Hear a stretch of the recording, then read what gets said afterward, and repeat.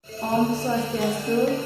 Perkenalkan, saya Mbak Wahyuni, NIM 1911011049, kelas PAH Apagi dan Pasar, jurusan Pendidikan Agama. Di sini saya akan membuat video pembelajaran menggunakan metode ceramah, dan di akhir video saya akan menjelaskan kelebihan dan kekurangan dari metode ceramah serta upaya penanggulangan dari kekurangan metode ceramah itu sendiri. Selamat pagi anak-anak, Bapak Ibu, berdiri, ucapkan tangan dari umat. Om Swastiastu. Berdoa mulai. Berdoa selesai. Bagaimana kabar hari ini? Baik, Bu. Sekarang Ibu akan mulai melakukan satu persatu. Kita ada Bu. Pasrah ada Bu. Baik, ada yang tahu hari ini kita akan membahas materi tentang apa? Tahu. Cat buku. Oke, benar. Sekarang kita akan membahas materi cat buku.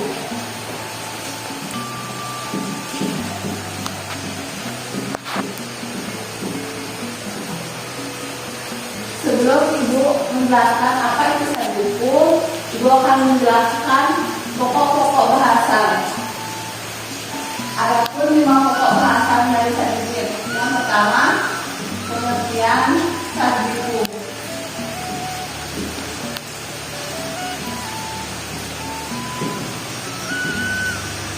Yang kedua, bagian-bagian Sadiku.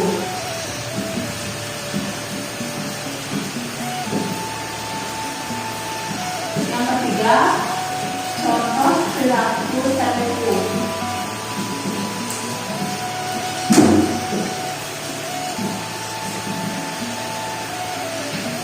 Yang keempat, dampak Sadiku.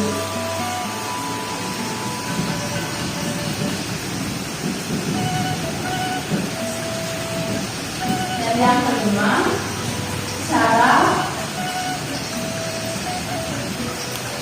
untuk mengendalikan Sadiku.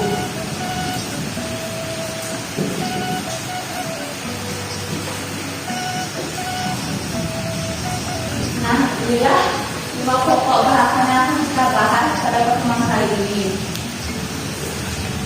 Langsung kita pertama itu pengertian dari Sadiku. Ada yang tahu apa itu Sadiku? Ya. Baik, jadi dulu akan menjelaskan apa itu Sadiku. Sadiku berasal dari kata sat yang artinya 6 dan buku artinya musuh. Jadi Sadiku artinya 6 musuh atau sifat negatif yang ada pada diri manusia itu sendiri. Musuh yang dimaksud adalah musuh yang merasa akal bersumber dari dalam diri manusia itu sendiri. 6 musuh pada setiap orang dapat mempengaruhi perilaku seseorang dalam kehidupannya. Di dalam dunia ini ada 2 unsur yang yaitu baik dan buruk atau buruk di hidup. Pengaruh yang ditimbulkan oleh Sadiku berbeda-beda sesuai dari kondisi manusia di masyarakat. Dalam Pengawet Ramayana dijelaskan musuh sangatlah dekat. Pengawet Ramayana Sarga 1 menjelaskan bahwa musuh manusia terdapat di dalam hati. Hati yang negatif dapat membuat seseorang melakukan perilaku yang bertentangan dengan ajaran agama. Nah, itulah pengertian dari Sadiku. Selanjutnya, bagi bagian Sadiku.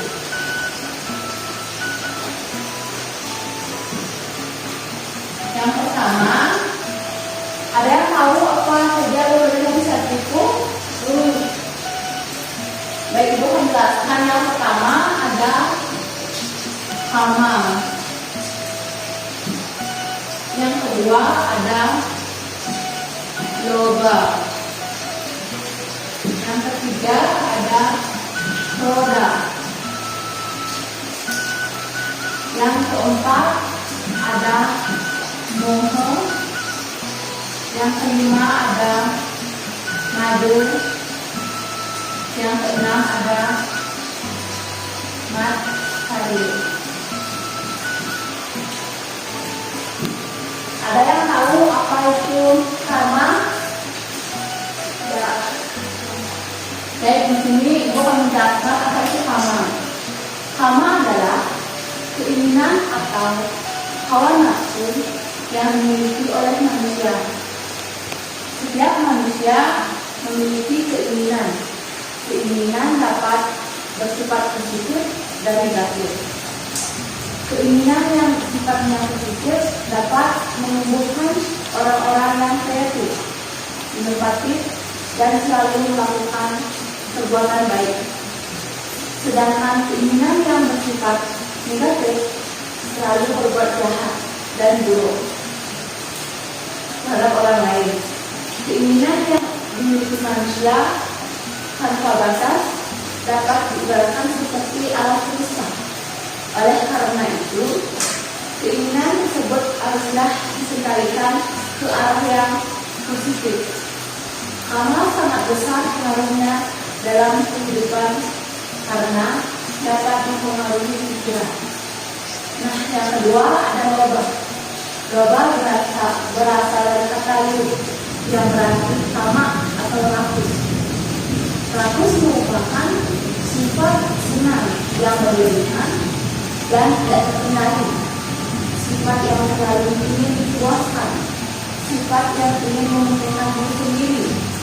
Sifat-sifat seperti ini dimiliki oleh setiap orang.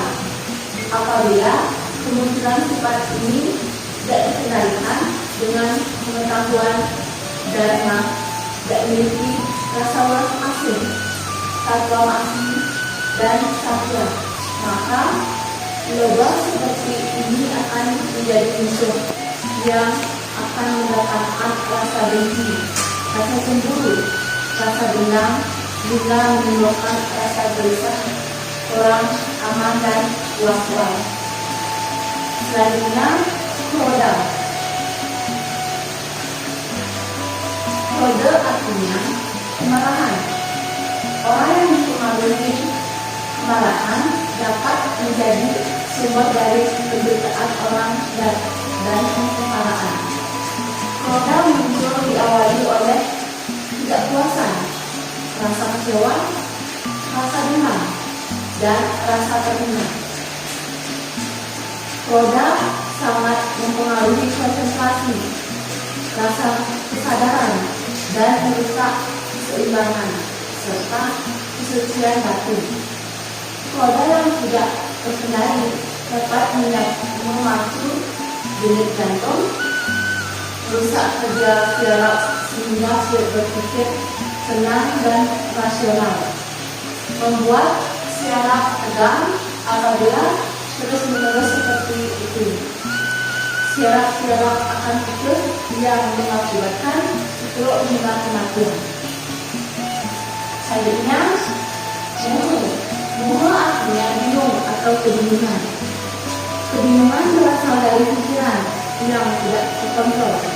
Kebingungan menyebabkan pikiran kalut. Jika pikiran kalut, pekerjaan yang kita kerjakan tidak akan sukses. Orang bingung, tidak tahu arah, tidak tahu yang mana benar, dan tidak tahu mana yang salah. Adapun cara untuk menghilangkan kebingungan tersebut diantaranya dengan melakukan meditasi atau yoga. Dan keenam, madu. Madu artinya mabuk atau kemabukan. Orang mabuk, pikirannya tidak berfungsi secara baik. Akibatnya timbullah sifat-sifat angkuh, sombong, takabur, dan mengucapkan kata-kata yang menyakitkan hati orang lain. Contoh madu ialah mabuk kekayaan, mabuk karena ketampangan. Mabuk juga dapat ditimbulkan karena minum minuman keras yang berlebihan, akan menyebabkan seseorang kehilangan kesadaran, sehingga menimbulkan perilaku yang merugikan bagi diri sendiri maupun orang lain di sekitarnya. Nah, kemabukan dalam pandangan agama Hindu banyak jenisnya. Adapun kemabukan dalam diri ada 7 jenisnya yang lebih dikenal dengan sebutan satu diri, yakni sebagai berikut. Yang pertama, surupa. Yang kedua, dana. Yang ketiga, kulina. Yang keempat, iwana. Yang kelima, sura. Yang keenam, dina. Dan yang terakhir, asura. Di mana surupa artinya mabuk karena kesakitan atau ketampanan. Dana artinya mabuk karena kekayaan atau harta benda. Kulina artinya mabuk karena keturunan atau kebangsawanan. Iwana artinya mabuk karena kerajaan. Sura artinya mabuk karena minuman keras. Dina artinya mabuk karena pertanian. Dan yang terakhir, asuram artinya mabuk karena keberanian. Nah, yang terakhir, bagian dari sadripu yaitu matsarya, di mana matsarya artinya sifat iri hati dan dengki. Iri hati cemburu seringkali muncul akibat dari kekecewaan, ketidakpuasan, ketidakadilan, dan kegagalan dalam menghadapi suatu peristiwa. Di satu pihak ada yang berhasil dengan mudah, sedangkan di pihak lain mengalami kegagalan dan hambatan, sehingga pihak yang gagal merasa kecewa. Kegagalan yang diakibatkan oleh ketidakadilan akan menimbulkan perasaan iri hati. Orang yang matsarya merasa hidup susah, miskin, bernasib sial, sehingga akan menyiksa batinnya sendiri. Nah, itulah beberapa bagian dari sadripu. Secara ringkas, kamu meratih hawa nafsu. Logo artinya sama atau rakus. Kode artinya kemarahan. Moho artinya kebingungan.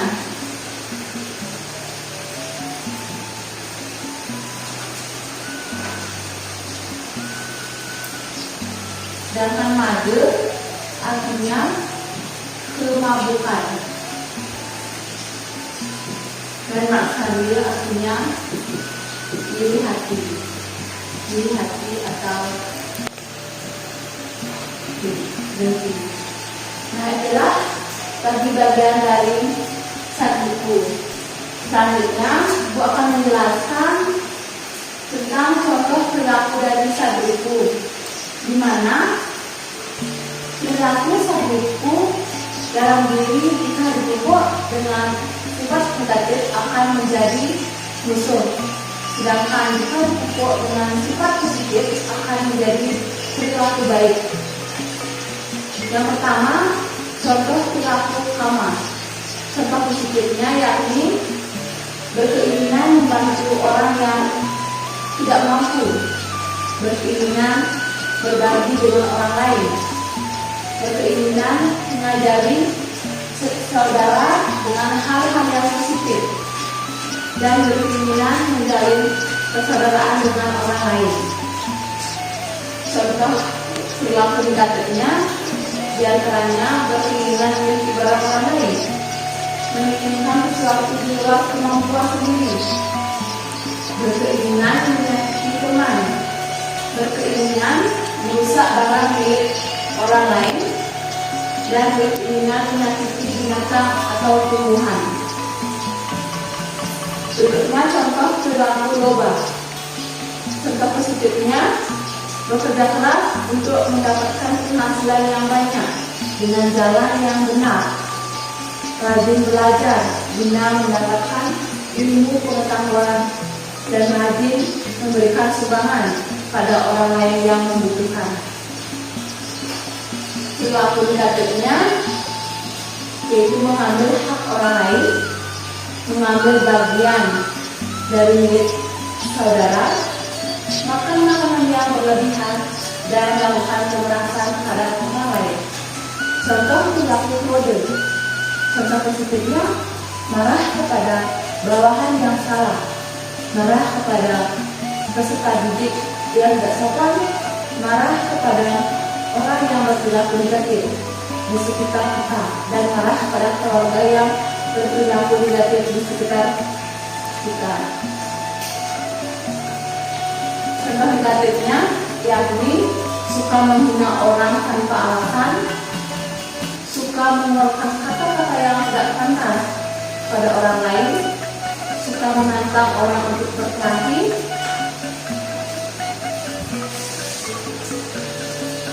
suka menghemok, suka berbicara kasar pada orang lain, dan suka mengejek orang lain. Selanjutnya, contoh perilaku madu. Contoh positifnya, minum minuman yang secukupnya untuk kesehatan, mabuk akan ilmu pengetahuan, dan mabuk akan ajaran agama. Contoh negatifnya, suka meminum minuman keras, suka berjudi, suka menganggap diri paling ganteng, paling cantik, suka tergila-gila pada uang atau harta benda, dan suka menyombongkan kepintaran. Contoh perilaku moho. Contoh positifnya, bingung dalam memecahkan masalah yang dihadapi sesuai ajaran agama, bingung dalam meningkatkan bakti kepada Sang Yang Widi Wasa, dan bingung mencari solusi untuk meningkatkan semangat belajar. Contoh negatifnya, suka berdiam diri, suka berbicara sendiri karena kehilangan orang yang disayanginya, suka mengambil keputusan yang keliru, suka tidak percaya diri, suka melihat sekeliling dengan tatapan kosong. Dan yang terakhir, contoh perilaku material. Contoh positifnya yakni iri terhadap nilai teman yang bagus, kemudian memacu untuk rajin belajar, iri terhadap teman yang rajin, iri terhadap kesuksesan teman. Contoh negatifnya yakni suka membicarakan orang lain, sering mencibir orang, suka memfitnah orang lain, merasa tersaingi jika kita memiliki sesuatu yang baru, merasa malu jika dikalahkan oleh orang lain, dan membicarakan orang lain lebih jelek dari dirinya sendiri. Nah, itulah beberapa contoh positif dan negatif dari perilaku Sadriku. Selanjutnya, ada dampak perilaku dari Sadriku itu sendiri, di mana musuh yang terdapat dalam diri dapat membawa dampak yang tidak baik dalam kehidupan. Sebagai makhluk sosial, manusia membutuhkan orang-orang di sekitarnya. Jika musuh yang terdapat dalam diri tidak mampu dikendalikan, hal itu dapat menimbulkan dampak sebagai berikut. Dampak yang pertama, dampak perilaku kamu yang tidak terkendali, antara lain banyak memiliki sikap sehingga hidup tidak tenang, banyak memiliki musuh, mendapatkan penyakit yang diakibatkan oleh perilaku buruk, tidak disukai oleh tetangga, keluarga tidak harmonis, dihukum penjara karena melakukan tindak kriminal. Dampak perilaku global yang tidak terkendali antara lain banyak orang yang tidak suka akan perilaku kita, dapat menyebabkan kemiskinan bagi orang lain, selain menjadi buah bibir bagi tetangga, sering dianggap sebagai perampok, memiliki sedikit teman sehingga pergaulan makin sempit, banyak orang yang curiga akan dirinya. Nah, dampak perilaku dari kode yang tidak terkendali diantaranya wajah kelihatan lebih cepat tua, sering terlihat dalam pertengkaran, mengidap penyakit jantung, berusia pendek, dan memiliki penyakit darah tinggi. Dampak dari perilaku remaja yang tidak terkendali antara lain pikiran kacau atau kurang waras, kata-kata tidak terkontrol, tidak mampu memegang rahasia, menjadi golongan puisi. Dampak perilaku dari moho yang tidak terkendali di antaranya memiliki pendirian yang tidak teguh dan mudah goyah, tidak mampu berpikir dengan jernih, tidak mampu hidup mandiri, atau selalu tergantung pada orang lain dan tidak memiliki kepercayaan diri. Dan yang terakhir, dampak dari perilaku tadi yang tidak terkendali antara lain sulit mendapatkan kemajuan, tidak mampu bersaing, rasa kecewa yang mendalam. Nah, itulah beberapa dampak dari perilaku saat buku. Selanjutnya, cara untuk mengendalikan saat buku dalam diri manusia, di mana saat buku dapat berakibat buruk, berbahaya bagi keselamatan, ketenangan, ketentraman, kesehatan, kebahagiaan, dan kecerdasan. Umat Hindu memiliki cara tersendiri untuk mengatasi saat itu. Di antaranya, yang pertama, upacara agama manusia ini, terutama potong gigi, di mana potong gigi sebagai simbol untuk mengingat bahwa musuh itu bersumber dari diri sendiri dan harus diatasi dan dilemahkan agar tidak menguasai diri sendiri. Upaya yang kedua, memperdalam dan mengamalkan ajaran kesusilaan, terutama kulit kayu parsude, kayu yang dan kayu yang berada, satu kawasi, satu paramita, serta ajaran Dharmakala. Dan yang terakhir, melalui cerita-cerita seperti cerita Sudamala, Batara, Hala, Nyatandri, dan Sasama. Nah, itulah beberapa cara untuk mengendalikan saat itu. Dari penjelasan tadi, apakah ada yang ingin ditanyakan? Ya. Baik. Sebelum Ibu akhiri pertemuan hari ini, Ibu akan memaparkan sedikit kesimpulan dari materi sabiku, di mana sabiku berarti 6 musuh yang berasal atau bersumber dari dalam diri manusia sendiri. Bagi bagian dari sabiku biasanya hama, loba, kode, moho, made, dan makhluk. Perilaku sabiku dalam diri jika dipupuk dengan sifat negatif akan menjadi hidup, sedangkan jika dipupuk dengan sifat positif akan menjadi perilaku yang baik. Musuh yang terdapat dalam diri dapat membawa dampak yang tidak baik dalam kehidupan. Sebagai makhluk sosial, manusia membutuhkan orang-orang di sekitarnya. Jika musuh yang terdapat dalam diri tidak mampu dikendalikan, hal itu dapat menimbulkan dampak yang negatif. Salah satunya adalah mendapatkan hukuman penjara karena melakukan tindakan kriminal. Nah, di mana saat itu dapat berakibat buruk, berbahaya bagi keselamatan, ketenangan, ketentraman, kesehatan, kebahagiaan, dan kecerdasan. Nah, itulah kesimpulan dari materi saat itu.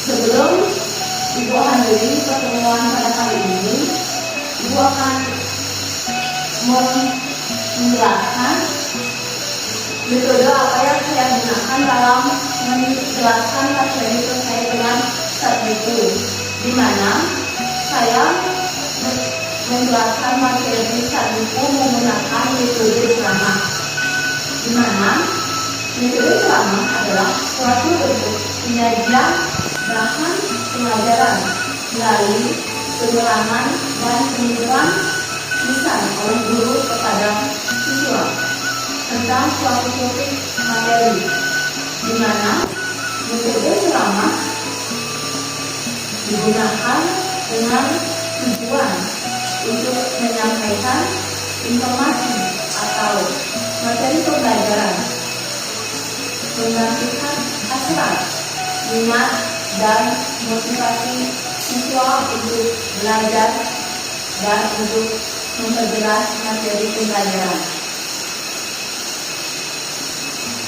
Alasan penggunaan metode ceramah di mana agar perhatian siswa tetap terarah selama penyajian berlangsung. Penyajian materi pembelajaran sistematis atau tidak berbelat-belit untuk merangsang siswa belajar aktif, untuk memberikan feedback atau balikan, untuk memberikan motivasi belajar siswa. Penggunaan metode ceramah sangat tergantung pada kemampuan guru.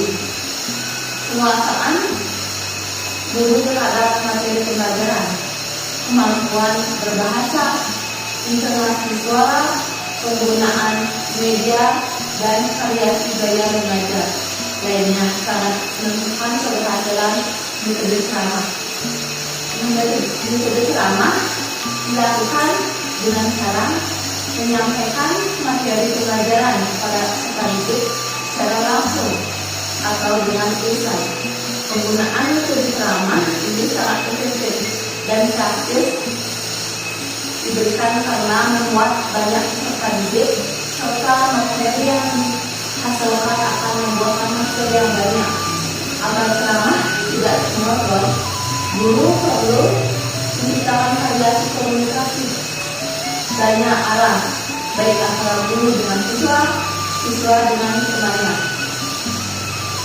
Dengan demikian, metode ceramah tidak selalu direct dalam menyampaikan materi pembelajaran.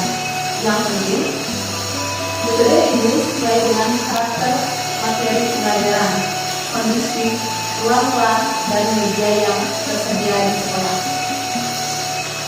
Adapun kelebihan dari metode ceramah ini, yang pertama, metode ceramah merupakan metode yang murah dan sekaligus mudah dilakukan.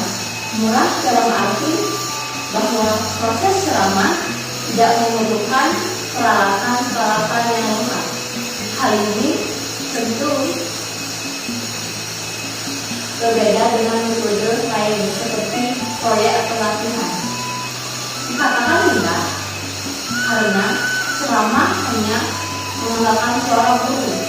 Dengan demikian, tidak terlalu memerlukan persiapan yang rumit. Kelebihan yang kedua, dengan menggunakan metode ceramah, guru dapat dengan mudah menguasai kelas, mengorganisasikan tempat duduk dan kelas. Dengan demikian, akan memberikan kemudahan bagi guru dalam menyampaikan pesan-pesan kepada peserta didik. Kelebihan yang ketiga, ceramah dapat menyajikan materi pembelajaran yang luas dalam waktu yang relatif singkat. Maksudnya, materi pembelajaran yang banyak dapat dirangkum atau dijelaskan pokok-pokoknya oleh guru dalam waktu yang singkat. Kelebihan yang keempat, melalui ceramah, guru dapat mengontrol keadaan kelas karena sepenuhnya telah merupakan tanggung jawab guru yang memberikan ceramah. Kelebihan yang kelima, metode ceramah dapat digunakan bagi jumlah siswa siswa atau peserta didik yang banyak atau dalam jumlah besar. Untuk kelebihan yang keenam, ceramah tidak memerlukan kelas yang beragam atau tidak memerlukan persiapan materi, atau siswa dapat menempati tempat duduk untuk mendengarkan guru, maka ceramah sudah dapat dilakukan. Dengan demikian, metode ceramah akan sangat mudah bagi guru dalam melaksanakannya, karena metode ceramah tidak memerlukan persiapan cukup rumit. Dan kelebihan yang ketujuh yaitu ceramah dapat memberikan wawasan yang luas, karena guru dapat menambah dan mengkaitkan dengan sumber dan materi lain dalam kehidupannya sehari-hari. Nah, itulah beberapa kelebihan dari metode ceramah. Selanjutnya ada kelemahan dari metode ceramah itu sendiri. Yang pertama, dalam pembelajaran bisa menjadi pasif karena hanya mendengarkan informasi yang diberikan oleh guru saja. Yang kedua, bersifat satu arah, artinya hanya guru yang menyampaikan informasi. Ketiga, siswa yang memiliki gaya belajar visual akan menjadi sangat bosan dan tidak dapat menerima informasi atau pengetahuan. Namun, untuk anak yang memiliki gaya belajar auditory, metode ceramah ini mungkin cukup menarik jika guru dapat menyampaikan materi dengan baik dan sederhana. Kelemahan yang keempat, proses pembelajaran akan fokus pada pengertian kata-kata saja dan hanya sifatnya hafalan. Kelemahan yang kelima, metode ceramah jika dilakukan oleh guru yang kurang memiliki kemampuan retorika yang baik akan menimbulkan kebosanan dan kejenuhan pada siswa, sehingga materi yang disampaikan terasa menjenuhkan dan membosankan. Dan kelemahan yang keenam, metode ceramah sangat sulit untuk mengetahui apakah seluruh siswa sudah mengerti apa yang dijelaskan atau belum. Walaupun ketika siswa diberi kesempatan untuk bertanya dan tidak ada seorang pun yang bertanya, semua itu tidak menjamin siswa seluruhnya mengerti atau tidak. Nah, itulah beberapa kelemahan dari metode ceramah. Selanjutnya, ada beberapa upaya untuk mengatasi atau menanggulangi kelemahan dari metode ceramah itu sendiri. Yang pertama, ciptakanlah interaksi yang bervariasi antara guru dengan siswa. Yang kedua, lakukan gaya mengajar yang bervariasi supaya siswa tidak bosan mendengarkan ceramah saja. Yang ketiga, selang-selingilah ceramah dengan pertanyaan-pertanyaan.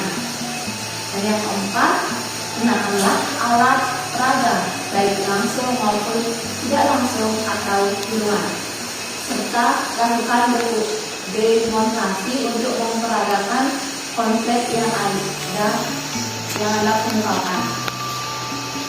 Kelima, dalam menerangkan pelajaran hendaknya digunakan kata-kata yang sederhana, jelas, dan mudah dipahami oleh peserta didik. Yang keenam, gunakanlah alat visualisasi seperti penggunaan papan tulis atau media lainnya yang tersedia untuk menjelaskan pokok bahasa yang disampaikan.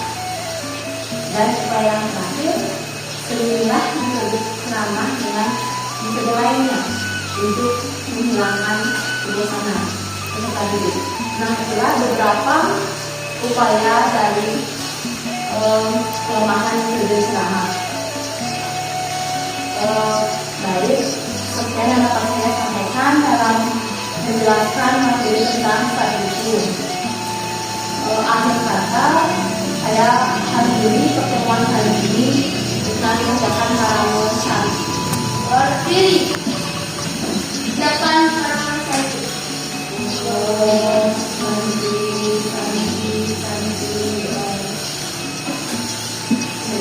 Berani depan.